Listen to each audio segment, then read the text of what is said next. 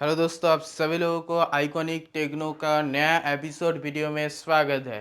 ये video processor का जो पार्ट 1 था उसका दूसरा पार्ट 2 का है। इस वीडियो में मैं आप लोगों को प्रोसेसर का जो कोर होता है, आप लोग बहुत सारे कोर सुने होंगे, डुअल कोर, क्वाड कोर, ऐसा कोर सुने होंगे। तो आखिर कोर क्या होता है इस वीडियो में मैं आप लोगों को बताने वाला हूँ। तो वीडियो शुरू करने के पहले मैं आप सभी लोगों को एक बार धन्यवाद बोलना चाहता हूँ, क्योंकि आप लोग प्रोसेसर पार्ट 1 में मुझे बहुत सारा सपोर्ट दिया है। मैं बहुत ही खुश हूँ, क्योंकि उस वीडियो के पहले मेरा सब्सक्राइबर 86 का आसपास ही था। तो उस वीडियो का साथ मेरा 100 सब्सक्राइबर क्रॉस हो चुका है और अभी सब्सक्राइबर है 115। तो मैं आप सभी लोगों को धन्यवाद देना चाहूँगा। के बाद में प्रोसेसर पार्ट 3 आएगा, उसमें मैं कैच फाइल जो होता है प्रोसेसर का वो बताने वाला हूँ। तो चलिए इस वीडियो को आगे बढ़ते हैं।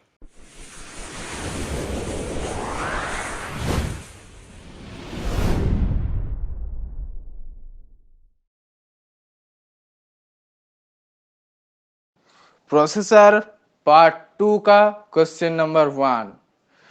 पहला क्वेश्चन आता है हमारे पास में, प्रोसेसर का कोर क्या होता है। सब लोग बोलते हैं ये प्रोसेसर इतना कोर का है, वो प्रोसेसर उतना कोर का है, डुअल कोर से ज्यादा ट्रिपल कोर अच्छा है, ट्रिपल कोर से ज्यादा क्वाड कोर अच्छा है। तो इस सभी चीजों को आज हम लोग इस वीडियो में जानेंगे। एक प्रोसेसर, तो चलिए शुरू करते हैं। कंप्यूटर का जितना भी ऐप आप लोग खोलते हैं उन सभी ऐप को प्रोसेस करता है। उस प्रोसेसिंग के लिए वो खुद को 2 भाग या फिर 3 भाग या फिर कोई भी नहीं भाग करके वो टोटली उस काम को चलाता है। तो उस जो पार्ट में वो भाग हो जाता है, उस पार्ट, एक एक पार्ट को हम लोग कोर कहते हैं। मुझे लगता है आप लोगों को समझने में थोड़ा दिक्कत हो रहा है।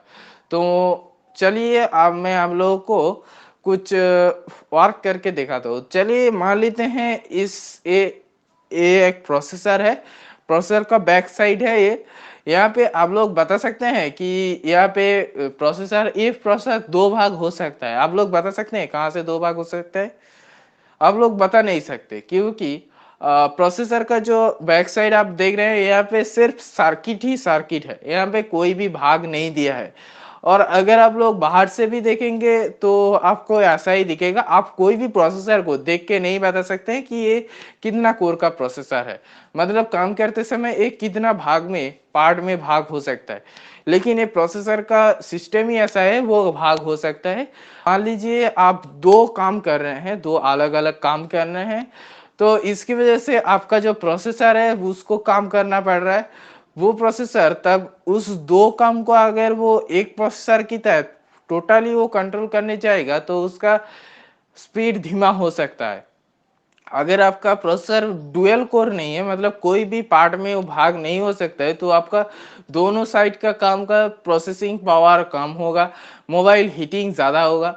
तो इसको सुलझाने के लिए एक ही प्रोसेसर लगाई जाता है, लेकिन उसमें ऐसा सिस्टम कर दिया जाता है कि वो अगर काम करेगा तो वो 2 पार्ट में भाग हो जाएगा। डुअल कोर प्रोसेसर की तरफ से यही होता है, 2 कोर में वो भाग हो जाता है। एक कोर उस काम को समझ लिया और एक कोर और एक जो काम है उसको समझ लिया, तो इससे मोबाइल का हीटिंग नहीं होगा, कोई कहाँ पर भी प्रोसेसर का स्पीड डाउन नहीं होगा।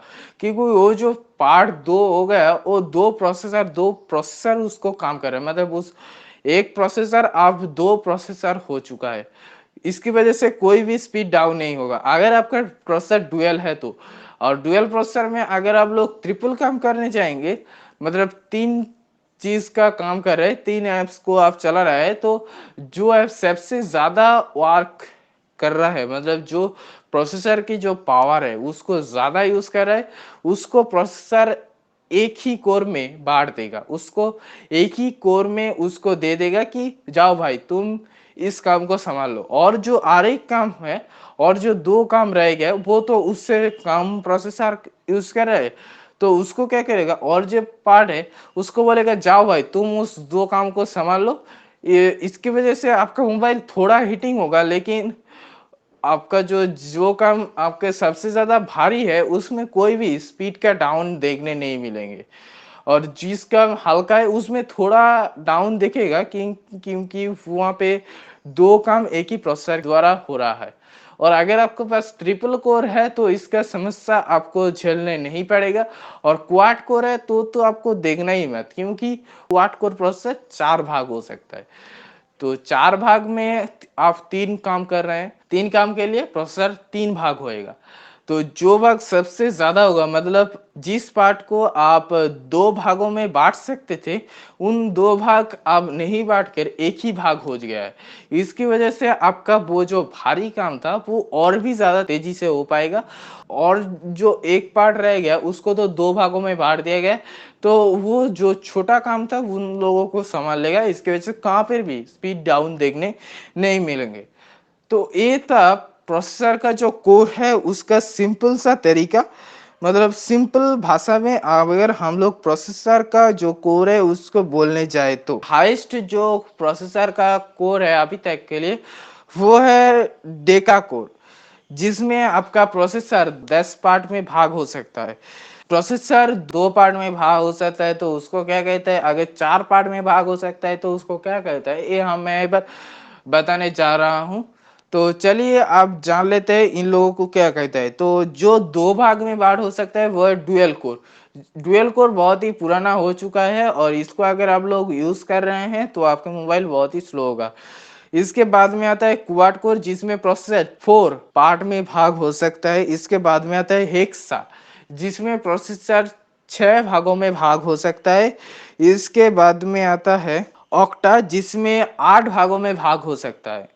इसके बाद में आता है डेका कोर, जिसमें आपका प्रोसेसर 10 पार्ट में भाग हो सकता। और एक बात जो मैंने बोल नहीं सका, मतलब मैंने छूट गया, कि प्रोसेसर का आप जब सब में कोई भी प्रोसेसर खरीदने चाहेंगे तो आप लोग देख लेना उस प्रोसेसर का स्कोर स्प्लिट हो सकता है या फिर नहीं। स्प्लिट का मतलब क्या होता है, कोई एक पार्ट ऑटोमेटिकली 2 पार्ट में भाग हो जाना।